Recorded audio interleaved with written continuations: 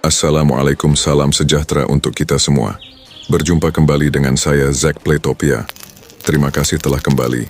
Video ini adalah lanjutan dari video sebelumnya yang berjudul Pendekar Bukit Banten Awal Mula Sang Pahlawan Pendekar Cisadani episode 1.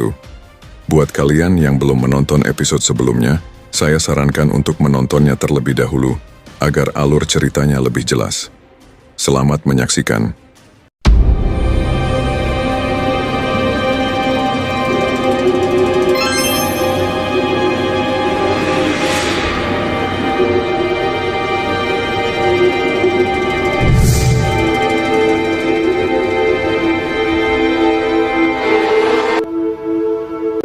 Surya dan Dewi akhirnya mengakui perasaan cinta mereka satu sama lain. Dengan kepastian itu, ikatan di antara mereka semakin kuat. Mereka pun menjalani hubungan penuh kasih sayang dan saling mendukung. Meskipun tantangan datang silih berganti, mereka selalu menemukan kekuatan dalam cinta yang tumbuh di hati mereka. Setiap hari, Surya dan Dewi bekerja bersama dalam kelompok. Tidak hanya untuk melindungi kampung mereka, tetapi juga untuk membangun masa depan yang lebih baik bagi semua orang di sekitar mereka. Dengan semangat dan tekad yang kuat, mereka mampu mengatasi setiap rintangan yang menghadang. Namun, suatu sore ketika mereka tengah menikmati kebersamaan di tepi sungai setelah hari yang panjang, mereka melihat sesuatu yang mengganggu kedamaian mereka. Di kejauhan, asap hitam mengepul dari arah kampung. Tanpa ragu, Surya dan Dewi segera berlari kembali ke kampung mereka. Setibanya di sana, mereka mendapati kampung mereka dilalap api yang hebat. Tanah tempat mereka tinggal dan bekerja kini hancur di depan mata mereka. Dengan cepat, mereka berdua bergabung dengan penduduk lainnya untuk memadamkan api dan menyelamatkan apa yang bisa diselamatkan. Berkat kerjasama dan tekad yang kuat, api berhasil dipadamkan dan sebagian besar kampung pun selamat. Meski kampung mereka rusak, semangat mereka tetap menyala. Surya, Dewi, dan seluruh kelompok bersatu untuk membangun kembali kampung mereka dari awal. Dengan kerja keras dan semangat yang tak tergoyahkan, mereka berhasil membangun kampung yang lebih baik dari sebelumnya. Di tengah-tengah proses pemulihan, Surya dan Dewi menyadari bahwa cinta mereka semakin kuat. Mereka memahami bahwa cinta sejati bukan hanya tentang kebahagiaan, tetapi juga tentang dukungan dan kekuatan yang diberikan satu sama lain dalam menghadapi segala rintangan. Akhirnya, kampung mereka kembali bersinar dengan kehidupan dan kebahagiaan. Surya dan Dewi bersama seluruh penduduk kampung merayakan keberhasilan mereka dengan penuh harapan dan cinta yang tak tergoyahkan. Dengan tangan yang saling tergenggam, mereka menatap masa depan dengan optimisme, yakin bahwa bersama-sama mereka bisa mengatasi segala hal. Surya dan Dewi akhirnya menikah di tengah keindahan alam kampung yang pulih dari kebakaran. Dengan cinta yang semakin kuat, mereka menjadi contoh bagi semua penduduk kampung tentang arti persatuan dan keberanian. Setelah pernikahan mereka, penduduk kampung memilih Surya dan Dewi sebagai kepala kampung. Dengan penuh dedikasi, mereka memimpin kampung menuju masa depan yang lebih cerah. Keduanya bekerja keras untuk memastikan keamanan, kesejahteraan, dan kesetaraan bagi semua penduduk. Dengan cinta, kerja keras, dan semangat persatuan, Surya dan Dewi membawa kampung mereka ke tingkat yang lebih tinggi. Mereka menjadi simbol harapan dan inspirasi bagi semua orang di sekitar. Dan kisah cinta mereka akan selalu hidup dalam ingatan penduduk kampung selamanya. 1 tahun kemudian, setahun telah berlalu sejak Surya dan Dewi resmi menjadi pemimpin kampung Kamurang. Di bawah kepemimpinan mereka, kampung itu diliputi oleh kedamaian dan kemakmuran. Penduduknya hidup dalam harmoni, saling bekerja sama untuk menjaga keamanan dan kesejahteraan bersama. Selama masa ini, cinta antara Surya dan Dewi semakin mendalam, dan kebahagiaan mereka semakin sempurna dengan kabar gembira bahwa Dewi sedang mengandung anak pertama mereka. Hari-hari pun berlalu dengan persiapan penuh harapan. Surya dengan penuh kasih sayang merawat Dewi, memastikan bahwa ia mendapat segala yang dibutuhkan selama kehamilannya. Penduduk kampung ikut serta dalam persiapan ini, merayakan kedatangan calon penerus yang akan melanjutkan semangat perjuangan dan cinta kasih di kampung mereka. Namun, di tengah kebahagiaan itu, Dewi mulai merasakan sesuatu yang tidak biasa. Kehamilannya yang sudah mendekati masa persalinan disertai dengan mimpi-mimpi aneh. Dalam mimpinya, ia melihat kampung Kamurang diliputi kegelapan dan sosok misterius yang tidak jelas identitasnya, tetapi membawa ancaman besar. Ketika hari persalinan tiba, awan gelap menyelimuti kampung, seakan-akan alam memberikan peringatan. Suara angin yang menderu membuat suasana menjadi tegang. Surya, yang biasanya selalu tenang, merasakan firasat yang tidak enak. Meskipun demikian, ia tetap berada di sisi Dewi, menggenggam tangannya erat saat proses persalinan dimulai. Saat Dewi melahirkan, suara tangisan bayi memecah keheningan malam. Namun, di luar rumah, penduduk mulai merasakan getaran aneh dari dalam tanah, seolah-olah ada kekuatan besar yang mendekati kampung mereka. Surya dan Dewi, meskipun penuh kebahagiaan dengan kelahiran anak mereka, menyadari bahwa tantangan besar sedang menunggu di depan mereka.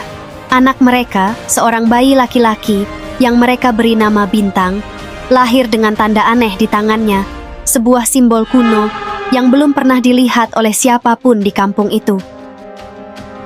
Para tetua kampung yang datang untuk memberi restu, melihat tanda itu dan terdiam, seolah-olah mereka mengetahui sesuatu yang lebih dalam.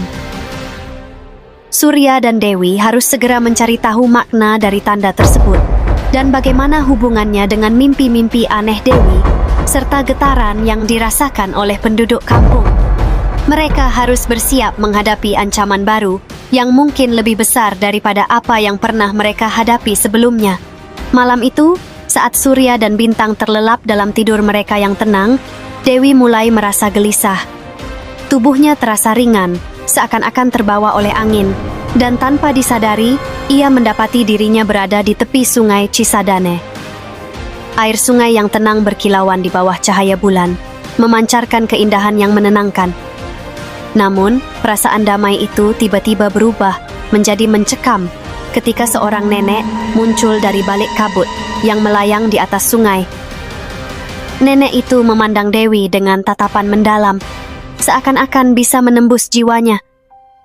Tanpa sepatah kata pun, nenek itu mengulurkan tangannya, dan sebelum Dewi sempat bereaksi, ia merasa tubuhnya ditarik ke dalam air yang dingin. Aneh, meski berada di bawah air, Dewi tetap bisa bernapas dengan mudah. Ketika ia membuka matanya, pemandangan di hadapannya membuatnya terperangah. Sebuah istana megah berdiri di dasar sungai, memancarkan cahaya keemasan yang misterius. Di sekeliling istana, berbagai makhluk air yang belum pernah ia lihat sebelumnya berenang dengan anggun, seolah menyambut kedatangannya. Tiba-tiba, tawa lembut, namun menggetarkan terdengar di seluruh ruangan istana bawah air itu. Dewi mencari sumber suara, dan di hadapannya, nenek yang tadi menuntunnya muncul kembali. Kali ini, wajah nenek terlihat lebih jelas, berkerut namun penuh wibawa, dengan tatapan yang memancarkan kehangatan, sekaligus misteri. Dewi, cucuku tersayang, suara nenek itu lembut, namun menggema di seluruh ruang. Sudah lama aku menantikan kedatanganmu di sini. Dewi terkejut mendengar kata-kata itu. Cucu? Bagaimana mungkin? Aku tidak pernah bertemu denganmu sebelumnya. Jawabnya, matanya masih dipenuhi kebingungan. Nenek itu tersenyum, lalu mengisyaratkan Dewi untuk mendekat. Ada banyak yang tidak kau ketahui tentang asal-usulmu, sayang. Aku adalah nenek buyutmu, penguasa istana ini. Aku telah lama menunggu kedatanganmu, karena ada sesuatu yang harus kau ketahui dan warisi. Dengan ragu, Dewi melangkah maju. Nenek itu mengulurkan tangannya, mempersilahkan Dewi untuk duduk di singgasana yang berdampingan dengannya. Duduklah di sini, cucuku. Kini saatnya kau mengetahui kebenaran tentang dirimu dan takdir besar yang menantimu. Dewi perlahan duduk di kursi singgasana, merasa bingung, namun juga penasaran dengan apa yang akan diungkapkan nenek buyutnya. Apa yang sebenarnya terjadi? Mengapa aku di sini? Dan apa maksud dari semua ini? Tanyanya dengan suara gemetar. Nenek itu menghela napas panjang sebelum mulai berbicara. Kau, Dewi, adalah keturunan dari garis darah yang kuat dan penuh kekuatan. Kekuatan yang kini ada dalam dirimu dan dalam anakmu, Bintang. Istana ini dan seluruh kekuatan yang dikandungnya adalah warisanmu.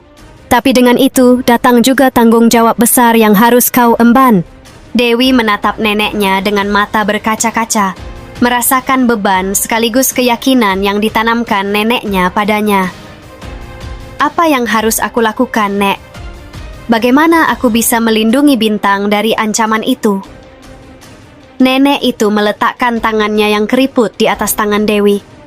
Kau harus membimbingnya, melatihnya, dan memastikan bahwa dia tumbuh dengan kekuatan cinta dan keberanian yang kau dan Surya miliki. Tidak akan mudah, cucuku, tapi kau tidak sendirian. Aku dan kekuatan yang ada di sini akan selalu ada untuk membantumu. Ingatlah, Bintang adalah harapan kita semua. Dia akan menjadi cahaya di tengah kegelapan, tapi hanya jika dia didukung dan dipersiapkan dengan baik. Dewi menatap neneknya dengan mata berkaca-kaca, merasakan beban sekaligus keyakinan yang ditanamkan neneknya padanya. Aku akan melakukan yang terbaik, Nek, untuk Bintang dan untuk dunia ini. Nenek itu memandang Dewi dengan tatapan penuh kebijaksanaan, seolah-olah siap untuk mengungkapkan rahasia besar yang telah lama tersembunyi. Dewi, ada satu hal lagi yang perlu kau ketahui tentang Bintang.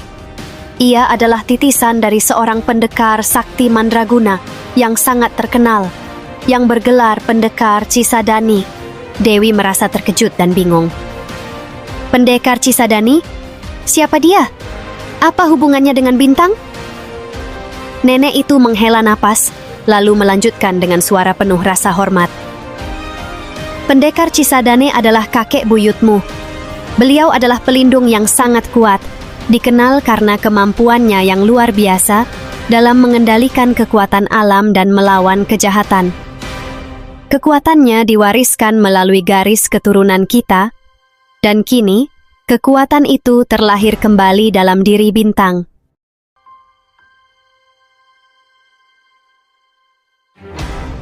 Dengan hati teguh dan tangan yang kuat, Pendekar